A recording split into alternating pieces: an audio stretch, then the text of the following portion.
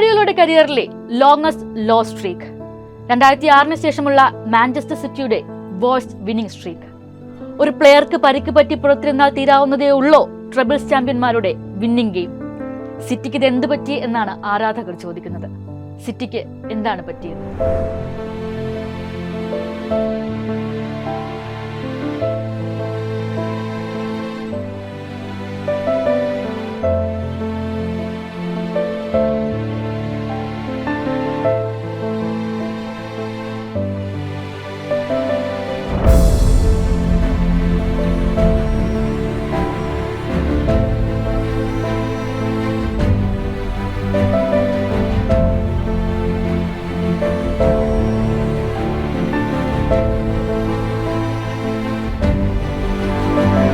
കഴിഞ്ഞ സീസണിലെ ബാലൻ ഡിയോർ പുരസ്കാര വിതരണത്തിലെ വിവാദങ്ങൾ ഇനിയും കെട്ടൊടുങ്ങിയിട്ടില്ല. പക്ഷേ എങ്ങനെ റോഡ്രി ജേതാവായി എന്ന് വ്യക്തമായി കാട്ടിത്തരുകയാണ് മാഞ്ചസ്റ്റർ സിറ്റിയുടെ റോഡ്രി ഇല്ലാത്ത ഇപ്പോഴത്തെ തുടർ തോൽവികൾ. അവസാനമായി കളിച്ച 6 മത്സരങ്ങളിലും ജയം കണ്ടെത്താൻ സിറ്റിക്കായിട്ടില്ല. 5 തോൽവികൾ, ഒരു തോൽവിയേക്കാൾ വേദനിപ്പിക്കുന്ന സമനില.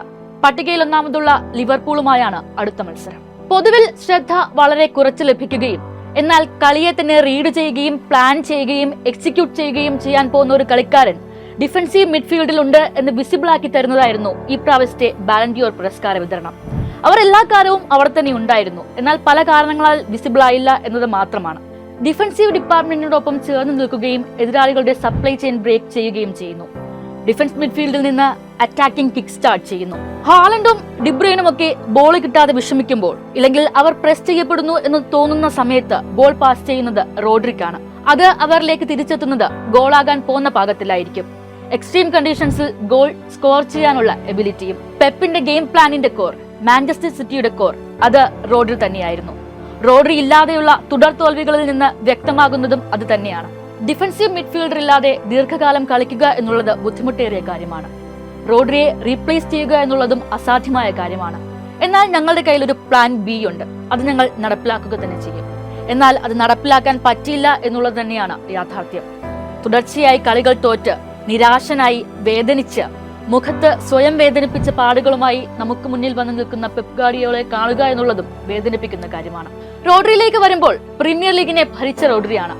UCL ഫൈനലിൽ സ്ട്രൈക്കർമാർക്ക് ചെയ്യാൻ പറ്റാത്തത് ചെയ്ത റോഡ്രിയാണ്. ടീമിന്റെ തുടർ തോൽവികളിൽ ഈ സീസണിൽ തന്നെ മടങ്ങിയെത്താൻ ശ്രമിക്കുമെന്ന് റോഡ്രി പറഞ്ഞതായാണ് പുറത്തുവരുന്ന വാർത്തകൾ. പെപ്പിന്റെ ഓവർ തിങ്കിങ്ങും ടാക്ടിക്സുകളും തുടർ തോൽവികൾക്ക് കാരണമാകുന്നു എന്നാണ് ഒരു വിഭാഗം ആരാധകർ പറയുന്നത്. ഒരു പ്ലെയറെ ഒരു പൊസിഷനിൽ തന്നെ കളിക്കാൻ സമ്മതിക്കാതെ മാറ്റിയുള്ള എക്സ്പെരിമെന്റ്സ്, ഒരു കൺസിസ്റ്റൻസി ഇല്ലാത്ത ഗെയിം പ്ലാൻ. റോഡ്രിയുടെ സ്ഥാനത്ത് പലരെയും മാറ്റി പരീക്ഷിച്ചിട്ടും റോഡ്രി ഇല്ലാത്ത ഒരു വിടവ് നികത്താൻ ഇതുവരെയും സാധിച്ചിട്ടില്ല. ഒരു ടീം ഗെയിം എന്നുള്ള രീതിയിലല്ലാതെ സിംഗിൾ പ്ലേയേഴ്സിനെ കൂടുതൽ ആശ്രയിക്കേണ്ടി വരുന്നതും മാഞ്ചസ്റ്റർ സിറ്റിയുടെ ഇപ്പോഴത്തെ ഒരു തുടർ തോൽവികൾക്ക് കാരണമാകുന്നുണ്ട്. അൽവാരസ് പോയതോടുകൂടി മാഞ്ചസ്റ്റർ സിറ്റിയുടെ അറ്റാക്ക് ഒരു വൺ ഡയമെൻഷൻ ആയിട്ടുണ്ട്. Haaland is an exceptional player. പക്ഷെ അപ്പോഴും ഹാലൻഡിനെ പൂട്ടാനുള്ള വഴികൾ കണ്ടെത്തിയാൽ മാഞ്ചസ്റ്റർ സിറ്റിയെ തോൽപ്പിക്കാം എന്നുള്ളത് എളുപ്പമായി മാറിയിരിക്കുന്നു. ടോട്ടൻഹാമുമായിട്ടുള്ള 4-0 തോറ്റ കളിയൊക്കെ ഇതിന് ഉത്തമ ഉദാഹരണങ്ങളാണ്. തുടർ തോൽവികളും ഒടുവിൽ ഫെയ്നൂദിനോട് 3 ഗോളിന് മുന്നിൽ നിന്ന ശേഷം ഉണ്ടായ ദയനീയമായ സമനിലയും ഒക്കെ പെപ്പിന്റെ സിസ്റ്റത്തിലെ വിടവും റോഡ്രിയുടെ അഭാവവും വ്യക്തമാക്കുന്ന കാഴ്ചകളാണ്. താരങ്ങളുടെ തുടർച്ചയായുള്ള പരിക്കും മാഞ്ചസ്റ്റർ സിറ്റിയുടെ ഈ അവസ്ഥയ്ക്ക് കാരണമാണ്.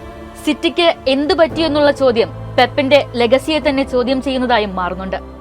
രാജകീയ പ്രൗഢിയിൽ നിന്ന് വീണ പതനത്തിൽ അധികകാലം തുടരേണ്ടി വരുമെന്ന് ആരാധകർ വിശ്വസിക്കുന്നില്ല. പെപ്പിന്റെയും സിറ്റിയുടെയും തിരിച്ചുവരവിന് തന്നെയാണ് ആരാധകർ കാത്തിരിക്കുന്നത്.